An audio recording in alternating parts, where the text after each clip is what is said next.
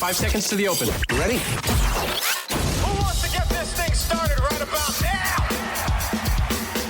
Welcome to Follow the Money Weekly with your host, Jerry Robinson. Welcome. Not just some guru. Oh, really? Your host is an economist and a best-selling author. What an interesting news item. I'd better write that down. And just someone who likes to make money and help you to make money. Welcome to Follow the Money Weekly. And here he is, Jerry Robinson.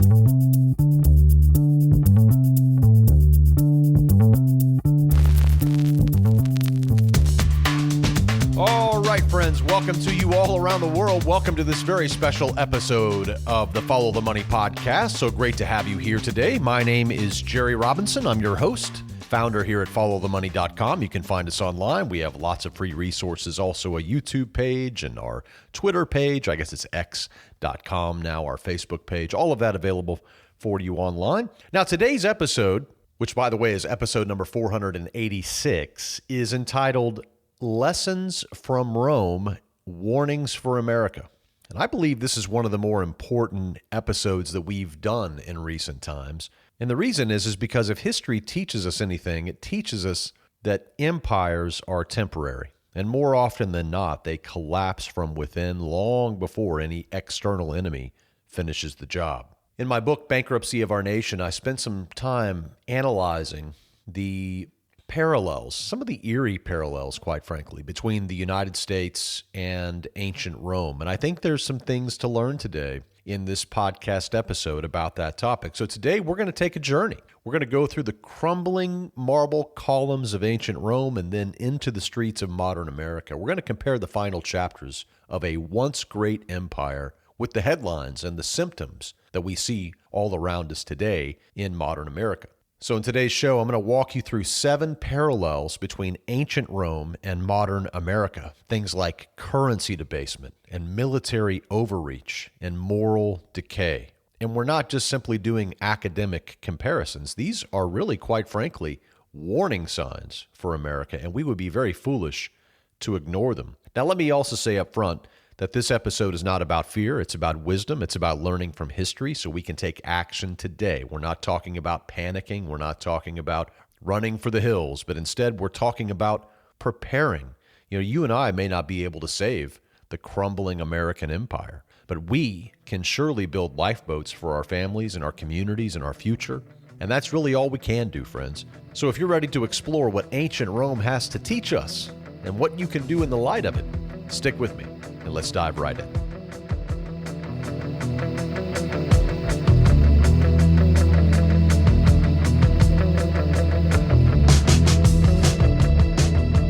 All right, friends, welcome back to the show. Now, today, as promised, we're taking a fascinating journey through history, specifically back to the Roman Empire. We're going to uncover lessons and parallels that have profound implications for us right here in the United States. One of the quotes I put in my book, and one of the quotes that I've just loved, for all of time is, those who cannot remember the past are condemned to repeat it. And today we're going to remember the past pretty clearly. We're going to talk specifically about these 7 striking parallels between ancient Rome and modern America. And I think Rome is really the perfect example for us here in the United States because Rome, like America today, began by overthrowing kings and then forming a republic, a form of government known as a republic. And that's because Rome, like America today, moved gradually from a thriving republic after it overthrew many kings into a sprawling empire. And so if you know your history, you realize that empires usually follow similar patterns and cycles. And the uncomfortable reality for us here in America is that America is not becoming an empire. We've already become one. I think it's very clear.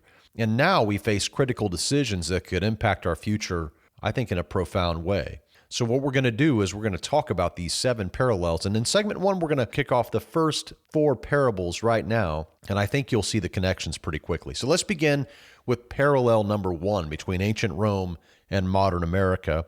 And that's a very big parallel. It is what we call currency debasement. So back in ancient Rome, emperors faced massive financial pressures, as would every empire. And in order to fund the endless wars and the massive infrastructure projects and the lavish lifestyles, by the way, of many of the rulers, they began debasing the Roman currency, which was known as the denarii. Now, back in these days, silver was used as money, and it was considered to be the primary component of the coins that were in circulation in the ancient Roman Empire. But one of the ways that emperors were able to create more money, literally, was by melting down the silver within the coins and then recasting those coins, refashioning those coins, usually using an inferior metal in the middle that wouldn't be seen. So you may have a 100% or close to it, 199% silver coin, and then what the rulers would do is they would often melt it down and then maybe even use like a core of copper or some other inferior metal that couldn't be seen on the outside, and then they would cover it or coat it with silver. So that began, pretty early on in the empire. For example, Emperor Nero back in 64 AD took the Roman silver denarii,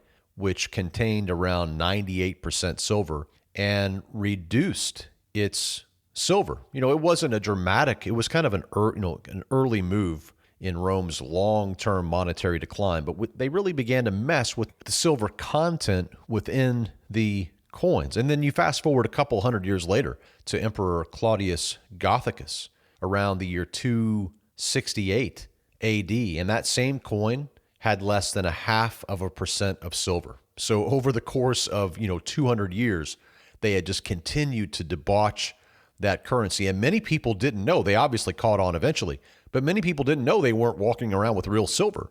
They just had silver coated coins, and that just got worse and worse and worse, over time. And so in the 3rd century, there was just a full-blown crisis. The silver content of coins had fallen below 5%, and that really led to hyperinflation, because when you create that much money, well, it's just too much money chasing too few goods. And then, of course, under Diocletian, they began to impose price controls, and that led to a loss of confidence in the currency. So they replaced the precious metal with these cheap substitutes. Inflation skyrocketed as a result. Prices spiraled upward. Savings of the people evaporated. And, of course, the trust in government and in the currency that they issued plunged.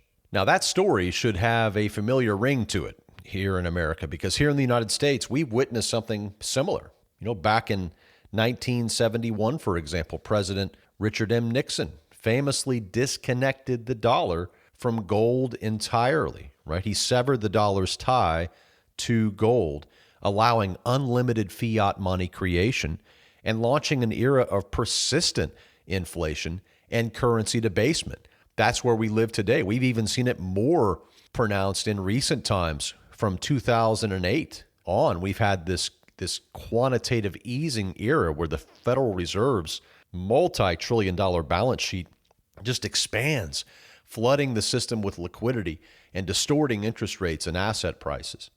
Since 1971, our currency has really been backed by faith alone. It really doesn't have anything backing it except the full faith and credit of the federal government. But if you haven't noticed, the federal government is running a constant deficit. So therefore, it doesn't really have any money except the money it raises from the public. Now, of course, we're staring at a national debt that's nearing $40 trillion. It's outrageous what we've seen. And if you just go back, even just to 2020, where we had the pandemic stimulus surge, over $5 trillion printed in just a matter of months, causing the fastest and most aggressive inflation that we've seen in a few decades, right? And it led to a devouring of purchasing power, damaging the dollar's global image. Today, we've seen it. We've seen what the currency debasement has done to the U.S. dollar. It's not just an ancient Roman thing. It's happening right here, right now. And it's something that every American needs to understand. This is why we have taught so much about, having diversified assets, also not relying upon the dollar itself, but instead having other assets that you can invest in. That's why we've talked about gold and silver on this broadcast from the very beginning. We've talked about Bitcoin since 2012. We've talked about having a prudent allocation towards equities and towards real estate and other asset classes that thrive even in times like these where we have currency debasement. So the way that we can overcome this, of course, is by not believing the government when it comes to what they're doing with our money, right? We simply need to have a better plan than that. We don't want to trust the government when it comes to our money. We want to take control of our money and diversify it properly. So we've talked about this for a long, long time. And I think we have many different episodes in our archive that can really encourage you and help you and equip you to do that kind of thing, to invest and save in a way that's prudent amid the currency debasement of our time. Now, with that said, let's move on to the second parallel number 2, and that is military overreach. All right, so I think that's another very obvious one. Rome's empire grew vast and powerful at its height. Under Emperor Trajan, for example, around 117 AD, the Roman Empire extended all the way from Britain to, which they called Britannia back then, all the way to Mesopotamia, which was obviously very impressive. The Roman Empire grew and grew and grew, but it wasn't sustainable, of course, right? This Roman army ballooned to over 400,000 soldiers, and they became stretched very thin across this enormous territory. And they constantly fought costly wars and drained their resources and weakened the homeland. Even by, right after Trajan's expansion, when we saw Emperor Hadrian, for example, in the 120s, 130s AD, he had to abandon Trajan's overextended borders, and he had to build walls, like the defensive structures like Hadrian's Wall, which showed that there were limits to how far the empire could really go. And Rome required unsustainable military spending and reliance upon expensive mercenaries and many things like this. Well, does this sound familiar? Well, yeah, of course, because today America maintains, the last time I checked, 750 military bases at least scattered across more than 80 countries. So we spend more on defense than the next 10 nations combined, nearly $1 trillion per year just for our military, right? From Vietnam to Iraq, from Afghanistan to the current tensions across Asia, the parallels between the United States and ancient Rome are clear. History warns us that empires that overspend upon military expansion obviously are going to strain their resources eventually to the breaking point. What makes it even worse here in the United States is that the massive spending that goes on from the Pentagon has very little internal or external accountability, right? So the empire is spreading across the world, and we're seeing here in the U.S., we're seeing our infrastructure aging. We need lots of money spent here in the United States, but so much is being spent upon the military and maintaining the global military presence, which is completely unsustainable. So military overreach, obviously a big parallel between the United States and ancient Rome. Now let's move on to a third parallel, which I think you'll certainly identify with, and that's what we would call bread and circuses. So in ancient Rome, when leaders faced criticism or economic trouble, or if there was civil unrest in the area, well, they would often very astutely, they would distract the people. The way they would do this is they would hand out free grain, or the bread. This came about through the Gracchi reforms back in the 2nd century BC, where they the Gracchi brothers, you may have heard of them, but they initiated grain subsidies that would later become permanent fixtures of the Roman economy. And so, they handed out bread. They also, through massive gladiatorial games, they would obviously hold those in the Colosseum. They would hold them in other places as well. What we would call today the circuses, right? So people cheered for their favorite gladiators. They ate oftentimes free or subsidized food, and they paid little attention as their republic faded into an empire and then eventually declined. I mean, if you just go back and study, some of the Colosseum games that went on from the 1st to 4th century AD, you'll see, incredibly expensive state-funded, games, gladiatorial games. They would even fill up the Colosseum with water and put boats in the middle of the Coliseum and reenact, battles at sea and things like this. This cost immense amounts of money, but it was designed to distract the people from the political and economic problems that were all around them. Well, what about today? Today, we don't really have gladiator events. We might have something close, but certainly not the same. We don't have people battling it out in the middle of a Coliseum killing each other. But we've got Netflix, right? And we've got TikTok, and we've got professional sports, and we've got nonstop entertainment 24/7, combined with massive social programs, right? Now, there's nothing wrong at all with enjoying a little entertainment or helping people in need. But here's the problem. These distractions are keeping us from addressing critical issues. But while the people are distracted with the celebrity culture that's been created here in the United States, it's causing us to not realize the problems that we face, such as the unsustainable debt loads that America is carrying, or the infrastructure decay in this country. Well, how about the political corruption that oozes out of Washington from every level?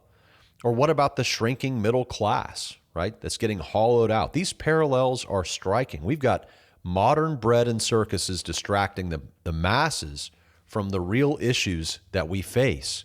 It's sad to see the masses being pacified by the government, even as inflation wipes out the long-term value of their currency, of their life savings, and on and on. So obviously another very similar parallel there, an eerie one, between the United States today and ancient Rome. Let's talk about one more parallel, then we'll take a break and come back and talk about the rest. We'll talk about the fourth parallel, the final one for this segment, and that's the decay of virtue. We would call it the decay of virtue and the rise of self-indulgence. This is somewhat connected to the previous one and some of the others we've talked about. But the early Roman Republic valued discipline and frugality and public service, quite frankly. The citizens of the Roman Republic were proud of their republic. They served honorably. They lived simply, for the most part. They took pride in civic responsibility. But as Rome morphed into an empire, decadence and indulgence began to take hold, and emperors like Caligula embodied that excess that we saw in ancient Rome, with lavish parties and extravagant spending, really all rooted, quite frankly, in a moral decay, as Rome had lost its civic virtue and, of course, eventually lost its strength. I mean, even as early as the end of the 1st century BC, the beginning of the 1st century AD, underneath Caesar Augustus, he was attempting to revive traditional family values, which showed how deeply that virtue had eroded in Roman society, even that early. By the time you get to the second century AD, you have guys like Commodus, who was the emperor, who was the son of Marcus Aurelius. And Commodus preferred performing in the gladiator arena to governing.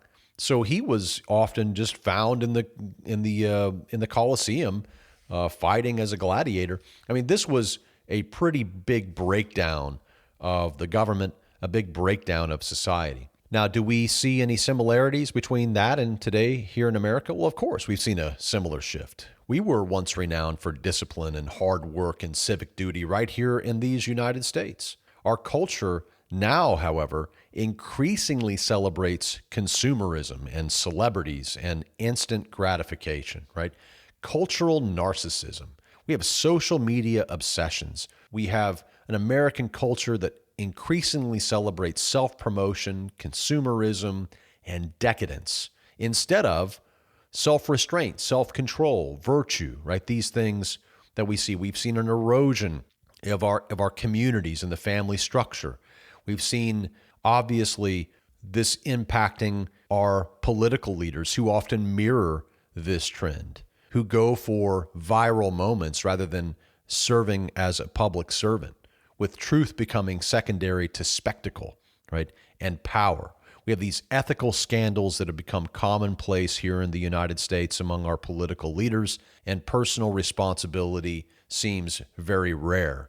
And when a nation loses its virtue, when it loses its moral compass, it's usually not far from losing its way altogether. So friends, we've covered the first four parallels pretty clearly here. Currency debasement, military overreach, bread and circuses, and the rise of self-indulgence and the decay of virtue. I think you can clearly see the historical pattern here, right? Their relevance is very, very clear today, but we're not here just to diagnose these problems. We want to create a plan to be able to protect ourselves in the middle of this ongoing breakdown of the United States. And so after this short break, we're going to come back. We're going to talk about three more critical parallels. We're going to talk about the hollowing out of the middle class. We're going to talk about the danger of centralized power, and of course, the political corruption that has led to the loss of trust in our institutions around the United States. And so we're going to get into those on the other side of this break. You're listening to the Follow the Money podcast. Stay with us. We'll be right back.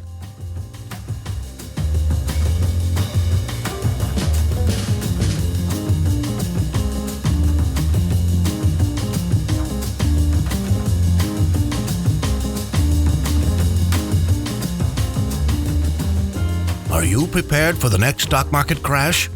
It's not too late to protect yourself and your family with Jerry Robinson's best-selling book, Bankruptcy of Our Nation, now in a new audiobook format. Whether you want to listen in the car, at the gym, or on your iPad, we've got you covered. Get the entire 300-page book in audio format for only $24.95. That's over 12 hours of Jerry Robinson's economic wisdom, financial insights, and practical money-making strategies for only $24.95. Inside this new audiobook, you'll learn 21 profitable income streams you can create both now and in retirement, along with unique tips on how to inflation-proof your investment portfolio using our own PACE philosophy. And our 5 levels of financial freedom, which is Jerry Robinson's personal blueprint for building true wealth. If your goal is to become a better investor, increase your income, or just understand what is really happening in the global economy, you cannot afford to miss out on the vital information that is jam-packed into this 12-hour audio book. Get instant access to Bankruptcy of Our Nation in audio format right now by going online to www.ftmdaily.com/bankruptcy. That's ftmdaily.com/bankruptcy. Download your copy today and get on the fast track to true wealth and a lifetime of financial security. Hey friends, this is Jerry Robinson from Follow the Money Weekly. Recently, we have been receiving many emails from our listeners commenting on the great help they're getting from our precious metals expert, Tom Cloud. Gold and silver are excellent hedges against the growing threat of coming U.S. inflation. Who's your gold guy? Make it Tom Cloud. With over 30 years experience with precious metals, Tom will answer all of your questions. Don't buy your gold and silver through some call center and pay inflated prices. Call my good friend Tom Cloud and speak directly with him and get all of your questions answered. For a limited time, Tom is offering free shipping and insurance on every gold and silver purchase made by our listeners. Call 800-247-2812. And when you do, tell him that Jerry Robinson from Follow the Money Weekly sent you, and he'll throw in that free shipping and insurance on your entire order. Call your gold guy, Tom Cloud, right now for the very best deals on gold and silver coins. 800-247-2812. That is 800-247-2812. Welcome back to Follow the Money Weekly. And here's Jerry Robinson.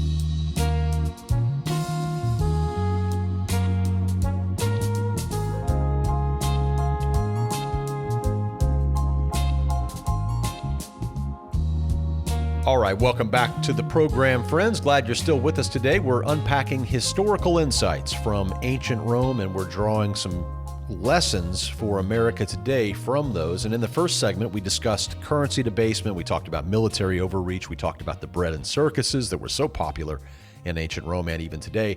And then, of course, the decay of virtue and the rise of self-indulgence. Now, let's dive deeper and explore 3 more critical parallels that show America's reality as an empire in decline. And let's move on to the 5th parallel, and we'll start with that one, and that is the erosion of middle-class stability.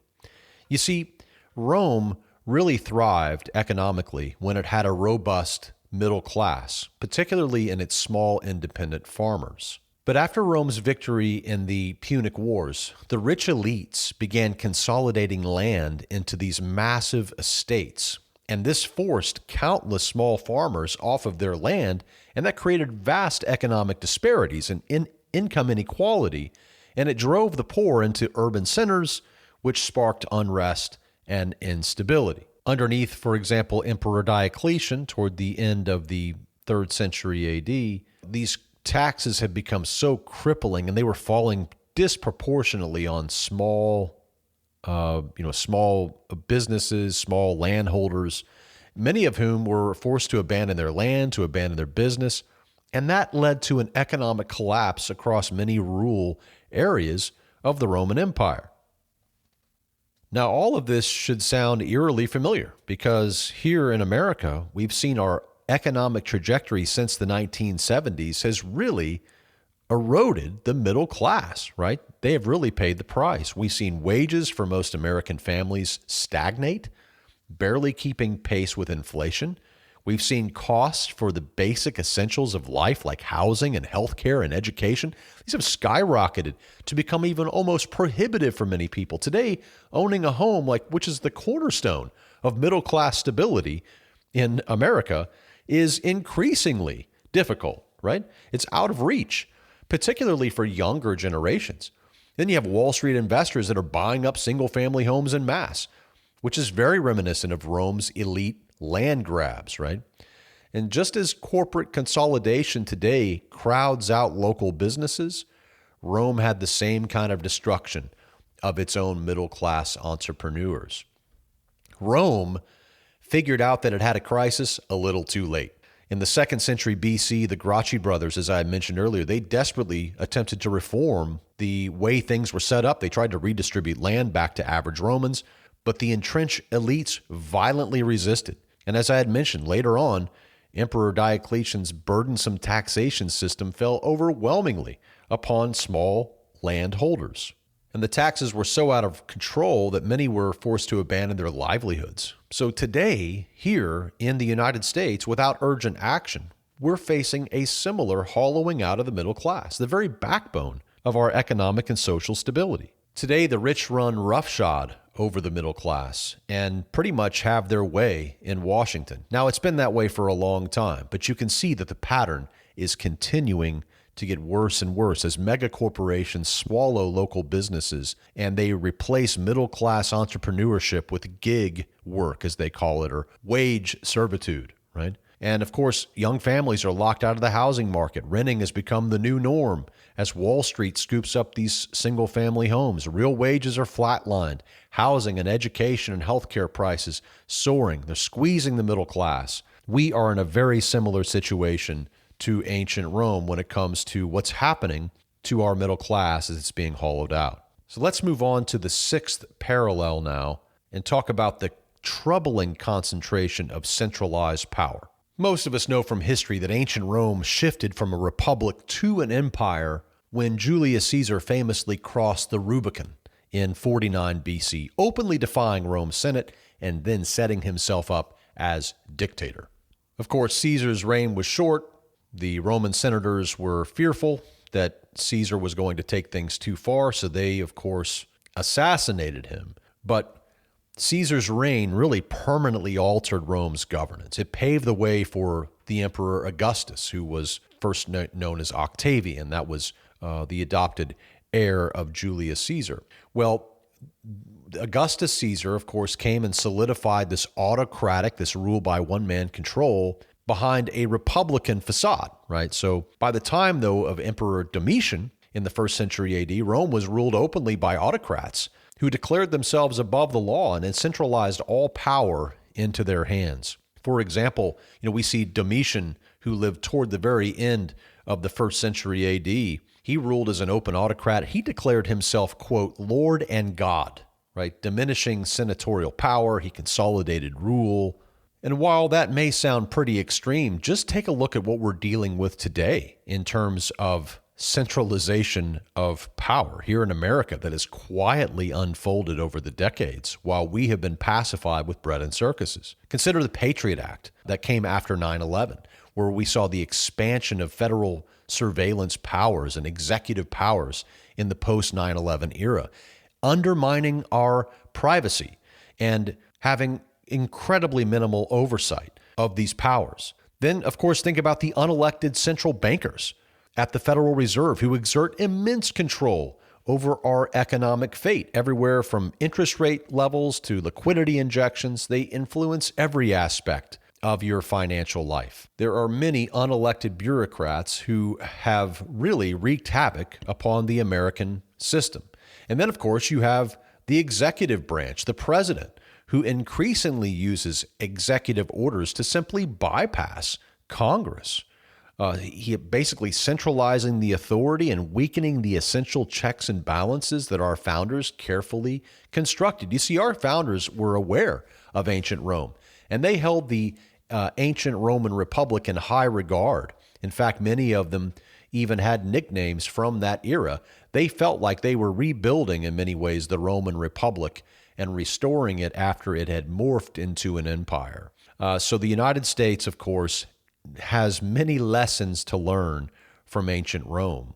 And the centralized power that we see here in America is certainly something that mirrors what we saw in ancient Rome. This growing centralization really leaves citizens very vulnerable and dependent upon increasingly distant and unaccountable decision makers in Washington and other places. So finally, let's move into our seventh and final parallel between the United States today and ancient Rome, and that would be political corruption and institutional distrust, right? It's obviously a sign of an empire in decline. So in ancient Rome, during the notorious crisis of the 3rd century, the empire lived through 20 different emperors in just around 50 years, many rising and falling by assassination. And then you had the Praetorian Guard, who was initially tasked with protecting emperors, but eventually and notoriously began to choose leaders based purely upon bribes.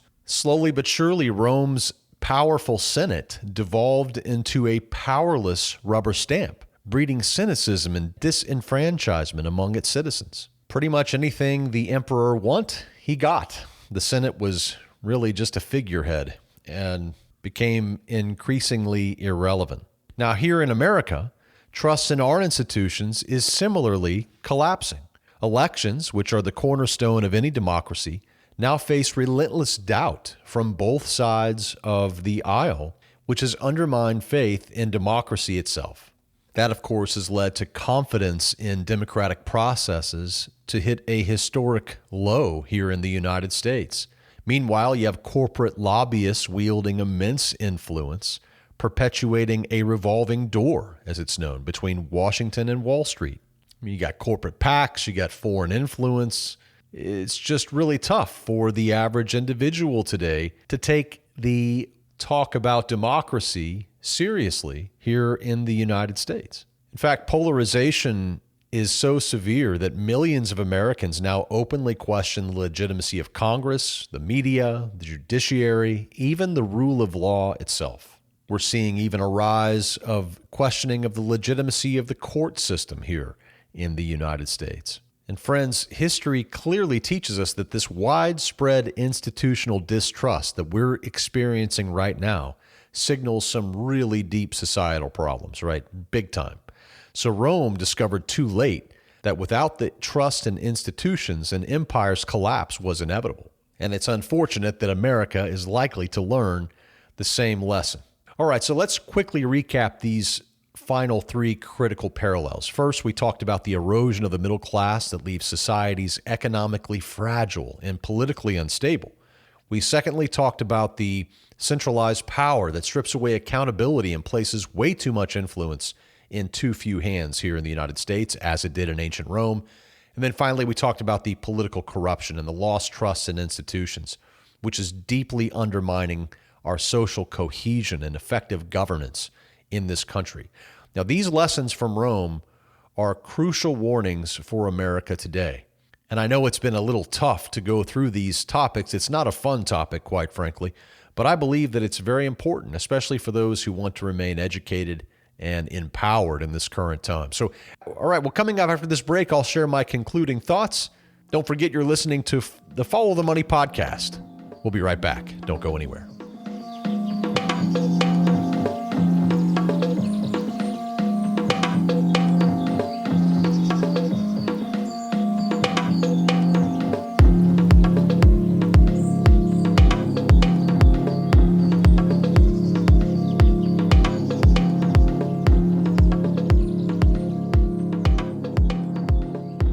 All right, friends, welcome back to the final moments of today's broadcast. And as we wrap up today's episode, let's just briefly revisit some important takeaways from our exploration of ancient Rome and the sobering reflections that it casts upon our own nation today. You know, ancient Rome, we really should look at it more than just some sort of cautionary tale, because it really is a mirror to the United States in many ways.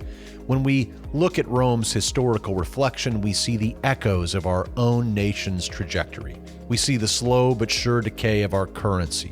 We see the heavy burden of military ambition and the distractions of bread and circuses. We see the dangerous erosion of virtue in leadership.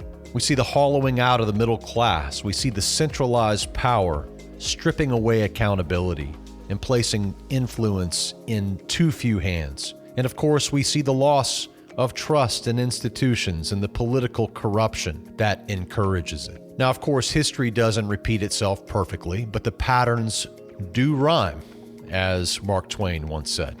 And if we don't recognize those patterns, we risk repeating Rome's devastating mistakes, which brings me back to one of my favorite quotes by George Santayana, who famously said, "Those who cannot remember the past are condemned to repeat it." And that really explains why we take time to study history. We don't study it to be clever. We don't study it to be the smartest kid in the class.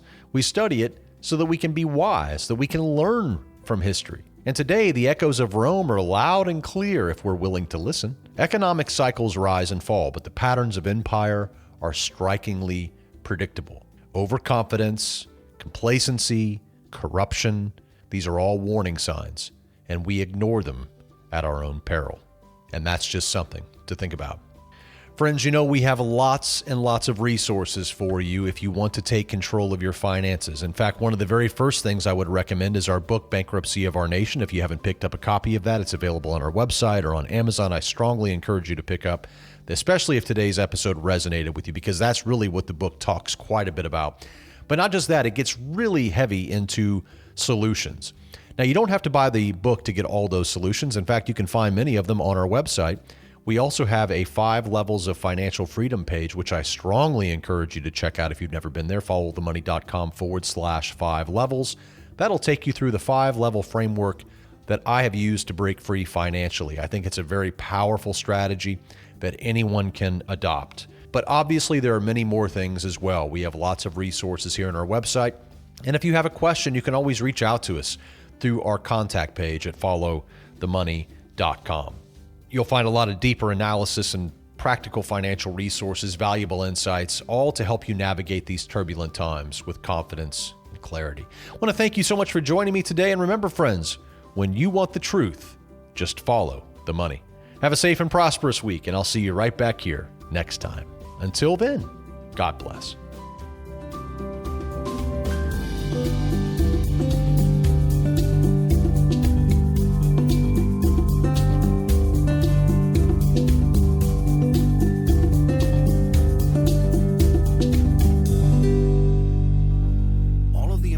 Contained on the Follow the Money podcast is strictly for informational and educational purposes. It should not be construed as specific investment advice. The views and opinions of our guests and sponsors, including Tom Cloud, are their own and do not necessarily represent the views of FTMDaily.com or Robinson Media Group, LLC. Jerry Robinson does hold an insurance license and at times may offer consulting on life insurance and fixed retirement income products. Follow-up, individualized responses to email or phone requests that involve the rendering of personalized investment advice for compensation will not be made absent compliance with state investment advisor registration requirements or an applicable exemption or exclusion and applicable insurance regulations. Past performance is not indicative of future results. You should be aware of the real risk of loss in following any strategy or investment discussed on the podcast. Remember, never do your financial planning through podcast or radio. It's your money. Be wise. Do your due diligence and always consult a trusted financial professional before making any financial decisions.